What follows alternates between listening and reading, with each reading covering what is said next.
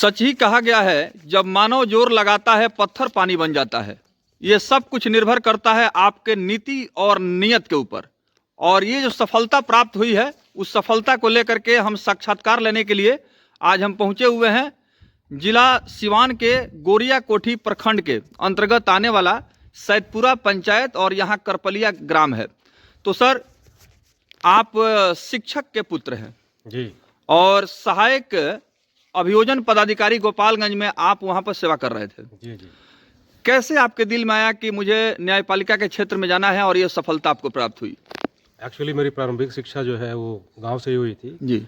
और स्कूलिंग करने के बाद मैं दिल्ली चला गया था। ग्रेजुएशन वहीं से किया मैंने और फिर मैंने LLB वहीं से किया, DU से किया। तो वहाँ पे जब लॉ किया तो मेरे अंदर एक भावना आई कि नहीं, मुझे कुछ करना चाहिए इस फील्ड में। तो फिर मैंने प्रैक्टिस शुरू कर दी वहाँ पे तिसजारी कोर्ट के अंदर और मैंने जुडिशरी की तैयारी शुरू कर दी। तो जुडिशरी की तैयारी मैं बहुत दिनों से हालांकि कर रहा था और इस सिलसिले में मैंने UP हो, बिहार हो, दिल्ली हो, तो इन सभी स्टेट्स के लोअर जुडिशरी के जो एग्जाम्स होते हैं उनको भी मैंने ट्राई किया था जी। और उनमें बहुत हद तक सफलता भी मिली थी मुझे। जी। जैसा कि मैंने UP जुडिशरी का इंटरव्यू दिया था, हाँ। UP में APO का इंटरव्यू दिया मैंने कई बार, बिहार जुडिशरी का भी इंटरव्यू दिया मैंने, 30वीं का इंटरव्यू दिया था मैंने। जी। तो इस प्रकार से मतलब ये सिलसिला जारी हो गया था हालांकि, जी। लेकिन जो एक सफलता, जो अंतिम सफलता कह सकते हैं, वो जो मैंने APO के रूप में प्राप्त किया और उसके बाद मेरी पोस्टिंग हुई गोपालगंज जिले के अंदर। तो बिहार में मेरा 7वां रैंक आया था उस टाइम पे भी APO के एग्ज़ाम में। जी। और पिछले मार्च में ज्वाइन किया था मैंने 2024 मार्च से मैं वहाँ पे कार्यरत था।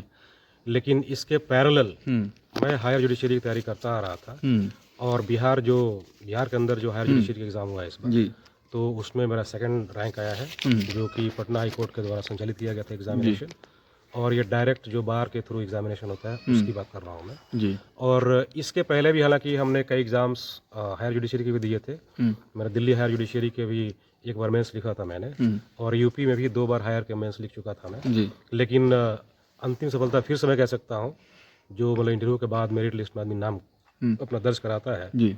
तो उस एंगल से ये बहुत अच्छी बात है कि हालांकि बिहार राज्य में रहते हुए जी। अब मुझे काफ़ी हर्ष है इस बात की जी। कि मुझे यहीं पे इस सेवा में कार्य करने का मौका मिलेगा। जी। और मैं काफ़ी उत्साहित भी हूँ और काफ़ी उम्मीदें हैं मुझे खुद से भी और लोगों से भी और सिस्टम से भी। जिला एडिशनल सेशन जज अपने आप में एक बहुत ही महत्वपूर्ण ये पद होता है, और इस पद पर सफलता अर्जित करने के बाद जब आपको सूचना मिली, क्या अनुभूति हुई सर आपको?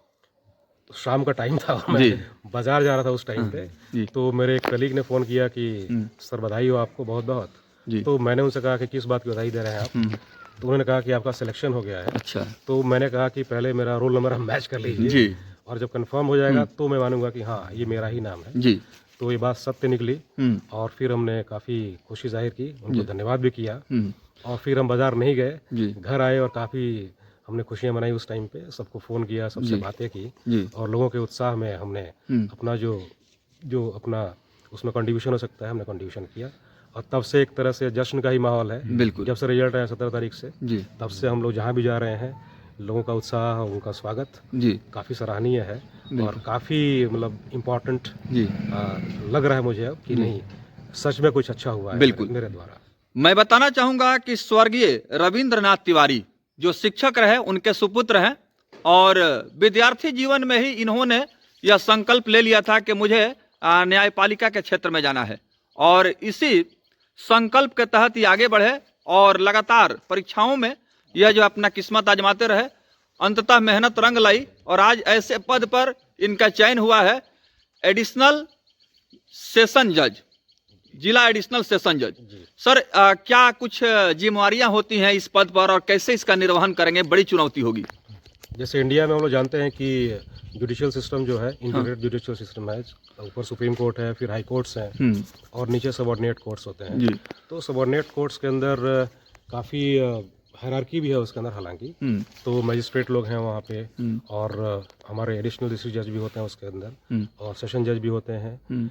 तो हमारा जो चुनाव हुआ है, जो सिलेक्शन हुआ है, वो एंट्री लेवल पे है और डायरेक्ट फ्रॉम द बार है और इसमें हम लोग ADJ के तौर पे काम करेंगे। तो इसमें जो काफ़ी सीरियस ऑफेंसेस जो होंगे उनका जो ट्रायल होगा वो हमारे ज़रिए किया जाएगा उस टाइम पे। और लेकिन उसके पहले हमारी ट्रेनिंग भी दी जाएगी हम लोगों को और उस सिस्टम में रह के कैसे काम करना है हम लोग सिखाया जाएगा। बिल्कुल। और फिर वैसे न्यायिक कार्यों का निष्पादन हम लोग करेंगे।